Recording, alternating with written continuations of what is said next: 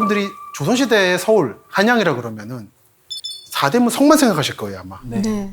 사대문과 주변 지역이 한양이었던 겁니다. 임진왜란 얘기로 거슬러 가야 되는데 네. 임진왜란 때 이제 히데요시가 보낸 두 개 부대의 대장이 각각 가토 키요마사, 가등청정이라 부르는 불교도하고 고니시 유키나가, 소서행장이라 부르는 기독교도입니다. 가톨릭이죠. 두 사람이 각각 남대문과 동대문으로 들어오게 되면서 요 문들이 이제 중요한 통과 역할을 했죠. 네. 네. 남대문, 동대문은 살아남아 있잖아요. 네. 네. 네. 근데 일제 때 기본적으로 도시를 확장하다 보면 이 옛날 성들이 불편해집니다. 이게 흔히 여러분들 착각하시는 게 일본인들이 조선인의 정기를 꺾으려고 성을 없앴다고 말하는데 일본 정부는 일본 내에서 다 파괴했어요. 이게 옛날 성이 불편하잖아요. 전차도 놔야 되고 도로도 놔야 되는데. 그래서 당연하게 남대문, 동대문도 없애려고 했는데 그때 이제 조선에 와 있던 일본인 재류민들이 반대 운동을 벌여요. 남대문, 동대문이 남아 있어야 우리 조상, 일본인 조상들이 조선을 점령했던 기억을 남길 수가 있다고 그래서. 그래서 동대문, 남대문은 남아요. 이야, 그런 의미에서 또 그런 의미에서 남아요. 그런 역사가 없었던 서대문은 헐리고. 그렇게 안 알았는데. 이야. 이 타이밍에서 잠깐 제가 왜 그런지 잠깐 보여드리겠습니다. 예, 옛날 책들을. 저 원래 이런 걸 다루는 사람이라. 와. 이게 이제 징비록인데 와. 그 중에서 아마 좀 여러분들이 잘 못 보시는 징비록입니다. 우와. 적이 부대를 나눠서 한 부대는 여주에서 강을 건너서 양근을 거쳐서 강을 건너서 경성의 동쪽으로 왔다. 양근이라고 하면 여러분 이제 모르실 겁니다. 양근과 지평이라는 게 있고 막걸리나 지평리 전투. 네, 지평 있어요. 양근, 지평 합쳐서 양평이 된 거죠. 오. 그리고 한 부대는 이게 고니시 유키나가의 동대문 부대예요. 국산 거쳐가지고 용인을 거쳐서 한강 남쪽을 통해서 왔다. 이게 남대문을 통과한 가토 키요마사 부대. 또 이렇게 해가지고 동대문이 뚫렸기 때문에 이 기념하기 위해서 동대문을 남겼다라고 하는 이야기인 거죠. 역사가 그랬구나. 그러다 보니까 남대문을 안 부숴서 이런 식으로 비껴가지고 전차를 넣었죠. 요건 그 당시에 이제 경성 여행 안내 엽서의 하나인데 참 이거 고마워해야 되나 말아야 되나. 선생님 그럼 남대문은 국보 1호고 예, 동대문은 보물 1호지 않습니까? 같은 문인데 네. 왜 남대문은 국보고 동대문은 보물로 정했습니까? 그렇죠. 지금 1호, 2호 하는 건 없어졌죠. 이상한 거였잖아요. 이제 가토 키요마사가 남대문 들어오고 그리고 고니시가 동대문 들어왔는데 일본에서 가토 키요마사 인기가 좋습니다. 왜냐하면 불교도잖아요. 네. 인기가 좋다 보니까 일본에서 이게 좀 국보가 되는 거고 에? 고니시 유키나가는 기독교도거든요. 일본에서는 거의 반역이거든요. 그러다 보니까 급이 낮아가지고 보물이 되는. 그럼 그걸 일본에서 일본에서 정한 거예요? 일제 때, 식민지 때 얘기입니다. 기본적으로 그때 사적의 등급 같은 걸 정하거든요. 아니 그러니까 일본 사람에 그렇죠, 의해 그래서 정해진 거예요? 그때 당연히 식민지 때니까 일본 정부 치하였죠, 여기는. 일본 정부, 제국 일본 내의 조선 총독부 산하의 경성부에서 한 거죠. 그 뒤로도 해방된 뒤에 전반적으로 사적 번호 같은 걸 많이 바꾸는 이유가 그들의 관점에서 매겨진 게 많아서 예를 들어 남해안 쪽에 있는 외성들 한동안 사적이었어요. 해방 후에도. 그게 그들한테는 중요하니까. 네. 근데 그 뒤에다 떨어져가지고 이제 지방 유형 문화재, 문화재 자료급으로 떨어지곤 했습니다. 영등포란 지역이 일본이 경인이란 거를 만든다는 목적하에 경성에 붙이면서 진정한 강남과 강북을 가진 도시 서울이 탄생하게 됩니다. 한양은 강북의 도시고 경성 때 비로소 강남까지 붙는 도시가 되었다.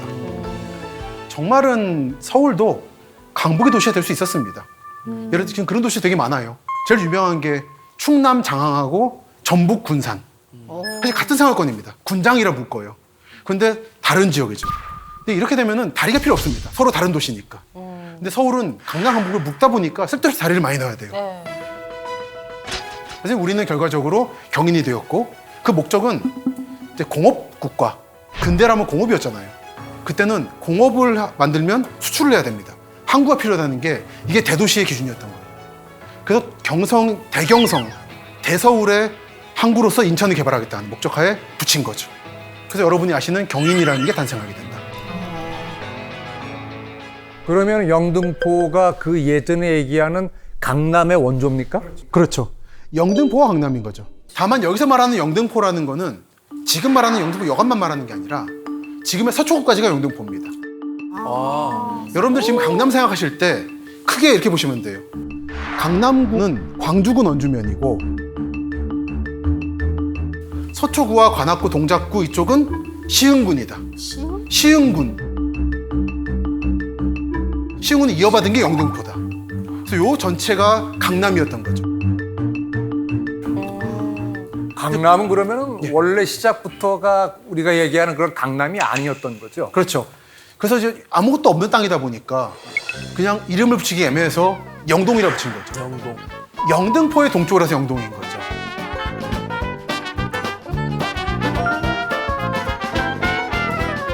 아, 그래서 영동이구나. 그래서 강남초등학교가 상도동에, 동작구 상도동에 있고 강남중학교가 동작구 대방동에 있는 이유는 여기가 강남이었기 때문이에요. 그러네. 저쪽은 그냥 이름을 붙일 수 없어서 동쪽이다라고 하는. 그러다가 강남이란 지역이 대규모로 개발된 게 기본적으로는 안보인데 네. 특별하게 그쪽을 집중적으로 개발한 것은 거기가 비어 있었기 때문인 거죠. 맞아요. 아주 비었던 건 아닙니다. 띄엄띄엄 살았어요. 언덕 위에. 그때는 사람 살 데가 아니고 사람도 안 살았었어요.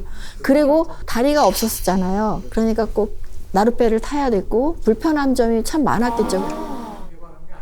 그래서 맞습니다. 바로 그거죠. 살기 안 좋아서 사람이 적었기 때문에 대규모로 개발을 할 수 있었던 거고 강북의 인구를 내려보낼 필요가 있었던 거고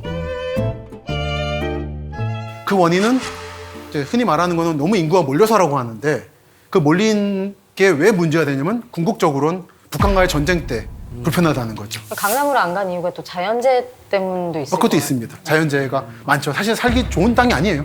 지금도 그렇습니다. 당장 제가 기억하는 강남에도 이따 또 말씀드리겠습니다만 강남 개발되고 나서 84년, 87년, 2001년, 21년 이번에 4번, 5번이에요.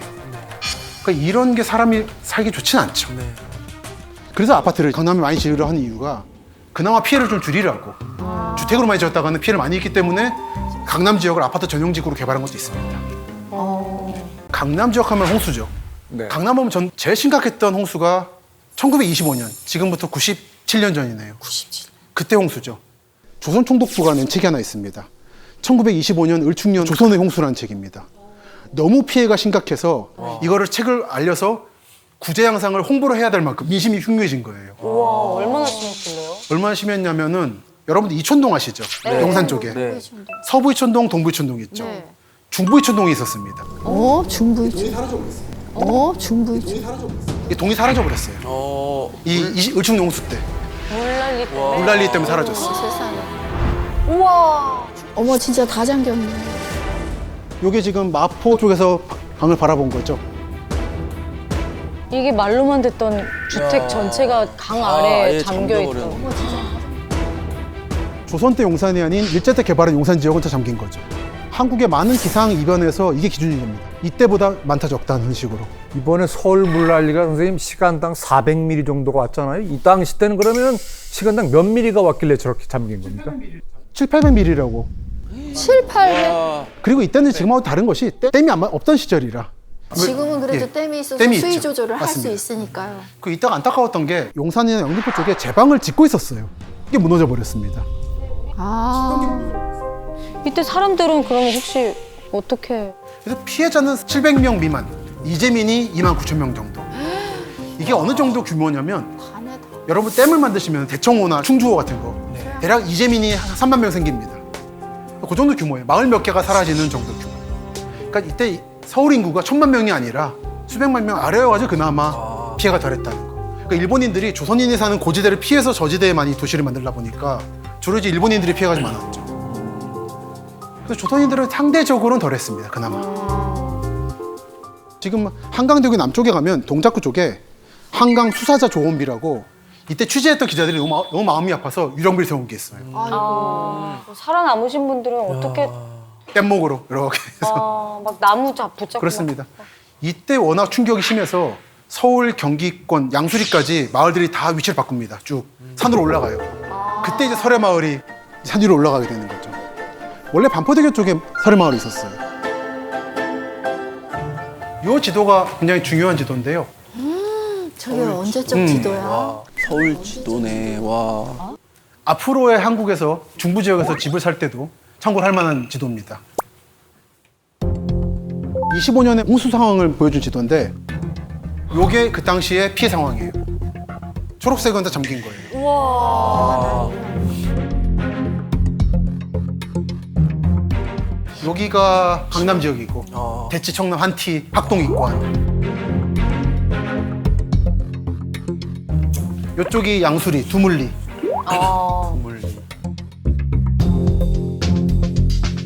여기가 여의도는 다 잠기고, 그리고 김포라든지 이쪽 다 잠기는 거죠.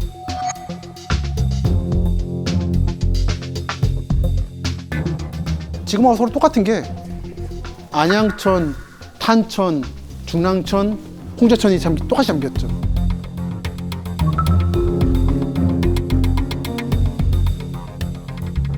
그러니까 지금은 물론 이대로 피해는 안 날 겁니다. 댐도 많이 짓고 양수장도 했기 때문에. 하지만 비율은 줄었지만 이대로 퍼지는 거죠. 실제로 이번 8월 장마 때, 폭우 때도 그랬던 거고. 네.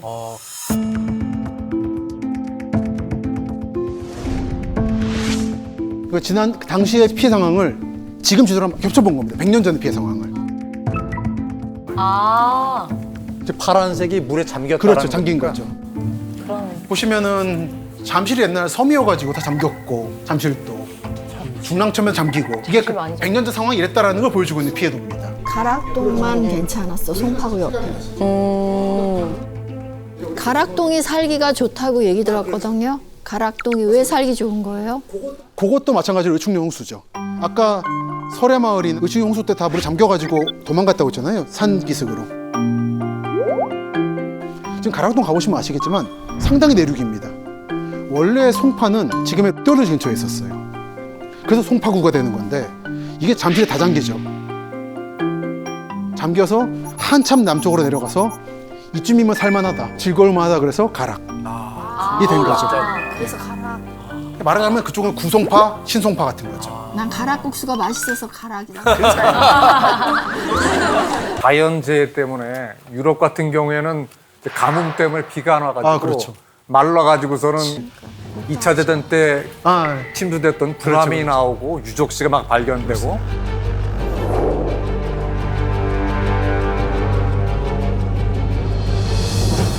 이런 경우가 생기는데 오히려 이렇게 비 피해가 많이 있음으로 인해서 또 이렇게 뭐 발견되는 뭐 그런 것들이 없나요? 우리나라? 좋은 질문이십니다. 서울 역사에서 중요한 게 발견됐죠. 특히 25년 의충령 홍수 때 풍납토성이 발견됐죠. 맞아요. 풍납토성이라는 게 가보면 아시겠지만 길쭉한 토벽이 4개가 있거든요. 근데 이거를 사람들이 성이라 생각을 못한 거예요. 너무 커가지고 그냥 안쪽에 물이 넘치는 걸 막는 제방인가 보다 생각했어요. 뚝처럼. 맞아요. 그러다가 25년 홍수 때 암사동과 풍납동을 깎았죠. 물이, 한강물이. 그러면서 서벽이 무너집니다. 근데 그때 무너지면서 파편이 나온 거예요. 문화재, 유물들이. 그래서 이제 발굴해 보니까 여기 뭔가 있다. 진짜 풍납토성 가보시면은 디귿자로 돼 있어요. 한쪽 벽이 무너져 있습니다. 지금도 그대로 이게 복원돼 비어 있어요. 복원돼 있고 일부는 발굴하고 있죠. 네네. 최근에 땅 아래에서 서문의 흔적이 발견돼서 유적지로 또 지정될 건데, 그런데 이것보다는 몽촌토성이 좀 더 형태를 갖추고 있어서 풍납토성은 이 왕성을 지키는 벽이었나 보다라고. 그래서 거기를 문화재 지정을 소홀하게 했어요. 풍납토성을. 그러다 보니까 성 안에 성내동, 풍납동에 사람 많이 살잖아요. 네. 원래는 안 살았습니다. 그렇게까지는. 그 25년에 알아채고 그걸 지정했었어야 돼요. 안 하는 바람에 몇몇 명이 사는 바람에 그 안에 분들은 재산권 행사 못하고 문화재거든요. 거의 파면 나옵니다. 뭐든. 약간 역사적 얘기긴 한데요. 여러분들이 백제, 삼국시대 그러면은 백제하면 왠지 충청도나 전라도 떠올리시잖아요. 네. 백제가 가장 오래 수도로 던 데는 서울입니다. 한성백제라고 거의 400~500년 있다가 피난 가서 충청도 간 거죠. 거의 백제 터에 강남이 쓴 거네요, 지금에. 아, 맞습니다. 어떤 분은 그래서 강남이 뜨게 된 거는 2000년 전이 반복되는 거라고. 원래 여기는 뜰 운명이었단 말하는 사람들 계세요. 그만큼 살기 좋은 땅인 건 사실입니다. 이제 그 정도로 이 25년 홍수라는 게 거대한 발견을 줬고, 한편으로 문화재 손실도 준 것은 양수리 쪽이 피해가 컸다고 했잖아요. 네. 네. 양수리 하면은 다산 정약용 네. 생가가 있죠. 가보시면 아시겠지만 무덤은 저 위에 있습니다. 있다 보니까 무덤은 피해가 없었어요. 근데 집이 잠겨가지고 이때 정약용이 가지고 있는 책들이 많이 쓸려가는데, 지금 전시 가서 보시면은 책이 쭈글쭈글해요. 말려. 100년 전에 물에 젖어가지고 말려서 이게. 이 대홍수가 참 흔적이 많은데요. 강동 지역이 특히 많이 흔적이 많이 남았죠. 네. 여러분들이 쉽게 보실 수 있는 게 저 송파 쪽에 가시면은 공원이 조그만 게 있는데 거기 비석 2개가 서 있을 겁니다. 요게 홍수 끝난 다음에 만들었던 을충년 대홍수 기념비. 꼭 기념한다는 뜻은 아니고 기억하자는 뜻입니다. 조심하자. 예. 그렇죠. 그래서 뒤에 보면은 이때 물이 얼마나 잠겼고 몇 척이 잠겼고 피해 가옥이 몇 채고 이렇게 적혀 있습니다. 아, 요거 비싼 거를 한국 정부가 했던 게 1990년 홍수가 컸어요. 중부 지역 남한강 북한강가 가면은 홍수 흔적 기념비라는 거를 국토부가 세워준 게 있습니다. 그런 비석 보시면 그냥 무심히 넘기지 마시고 아 여기는 물이 찼었구나라는 걸 아시면 좋습니다. 그게 유럽이나 미국 가면 많잖아요. 유럽 가뭄 때문에 라인강이 드러나면서 우는 돌이라는 게 나타났잖아요. 여기까지 내가 보이면 울어라. 굶어 죽는다라고 하는. 그게 보이기도 하고 일본 같은 경우는 지진의 일, 쓰나미가 와서 물이 10몇 미터 잠기는데 몇백 년 전에 사람들이 비석성했어요. 그 산 중턱에다가 여기까지 물이 찼었다. 이 아래는 집 만들지 말 것. 근데 정말 그때까지 물이 찬 거예요. 또다시. 한국의 강이랄까 동아시아의 강은 그 비가 많이 올 때와 안 올 때가 참 편차가 커요. 너무 크죠. 맞아요. 그 비가 안 올 때랑 많이 올 때 차이를 하상계수라고 하는데 일대 뭐 몇. 평소에 겨울에 건천일 때 물이 1이면은 많이 오면 50이 된다 이런 거죠. 유럽 쪽은 한 50, 100 정도예요. 그러니까 컨트롤이 가능해요. 템즈강, 세느강처럼. 근데 여기는 1000이에요. 우와. 거의 이만큼 늘어나는 거예요. 이만큼을 비워놔야 되는 거고 여기는 상설이 아닌 운동시설 같은 걸 두는 거죠. 맞아. 그래서 여러분들이 보시면 이 고수부지 아파트 지으면 좋은데 왜 비워두냐고 하는데 그거는 이쪽에 자연이 그렇습니다.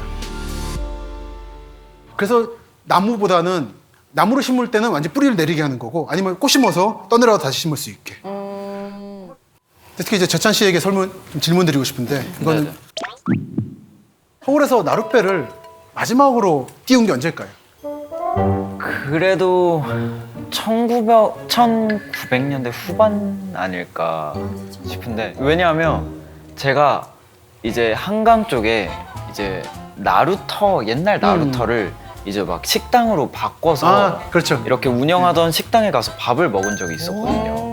그래서 그렇게 오래 전까지는 아니고 그래도 1900년대 후반 이렇게. 78년까지는 다닌 거죠. 집은 짓고 있는데 여전히 직장은 영등포와 강북에 있었죠. 강남은 아직 직장이 변변한 게 없었습니다. 주로 채소 짓고 그런 거라 이분들이 나룻배를 타고 출퇴근을 하는 거죠. 여러분들이 놀다가 저럴 거라 생각하시는데 저기 출퇴근길인 거예요. 다리가 없었으니까. 왔다 갔다. 그러니까 어떻게 생각하시면 편하냐면 지금 다리 있는 곳은 나루터였어요. 그러다가 이게 뭐냐 물 넘치거나 배가 휘말리거나 하면 사망사고 여러 번 날 거 아닙니까? 그때마다 다리 놔야 된다. 강남은 개발만 하고 다리 안 놓을 거냐? 그럼 압력이 커지면서 결국 다리 놓게 되는. 그래서 나루터가 당시는 죽음의 나루터라 불렸고 비극의 강변이라고. 미국의 방면. 그래서 8, 90년대가 되면 서울은 이제 다리는 났지만 경기도 동쪽 지역, 한강 상류 쪽은 여전히 다리가 없어서 많이 사고가 났죠. 여주라든지. 그래서 강남이 의외로 굉장히 개발 지역이긴 하지만 네. 농촌의 흔적들이 좀 남아있는 곳이 좀 있지 않습니까? 꽤 많죠. 맞아요, 있어요. 농사 짓는 분들 있어요. 맞습니다. 있어요. 실제로 농사 짓는 곳도 많고 네. 서초구 강남구가 농업 지역이 많죠. 서울 농촌진흥원이 저 서초구 아래쪽에 있는데 헌인마을이라고 가구단지라고 하면 아실 수 있는데 아직까지도 농촌에서 올라오셔서 1세대이신 분들이 많으시잖아요. 네. 요분들이 빈 땅만 있으면 농사를 지시죠. 조그맣게. 진짜 철길 앞에다 농사 개죠. 지시네. 땅만 있으면은. 그냥 근데 전 저런 거를 개인적으로 답살 때 많이 봐서 이제 불굴의 텃밭 정신이라 부르고 있습니다. 땅만 있으면 들어가가지고 불굴의 텃밭 정신. 없으면 만들어요. 조그만 골목에도 이렇게 벽돌 쌓아가지고 조그맣게 동그랗게 만들어서 흙해가지고 콩나물이라도 심고 네. 이분들한테는 스티로폼. 빈 땅에 먹을 거를 안 기르는 거는 죄악인 거죠. 이해는 하는데 그리고 요 오른쪽 게 제가 사는 동네 근처인데 경작 금지인데도 경작하시네. 맞습니다. 폭우시 솟아줄 위험이 있다는 게 산사태 얘기인 거예요. 실제로 경사가 있는데 정말 8월 8일에 큰일 날 뻔한 거죠. 이거를 몇 년째 붙이다가 구청이 결국 밀었어요. 억지로. 근데 그 속에 사셨던 농촌 출신의 도시민들은 안타까운 거지. 저 땅이 비어 있는데 저거를 아까운 왜 거지. 놀리냐. 근데 본인이 아깝다고 지셨다가 그게 나무가 뿌리 못 내리고 하면은 수많은 사람 피해를 입는 거죠. 그렇죠, 그렇죠. 그래서 선생님 제가 예.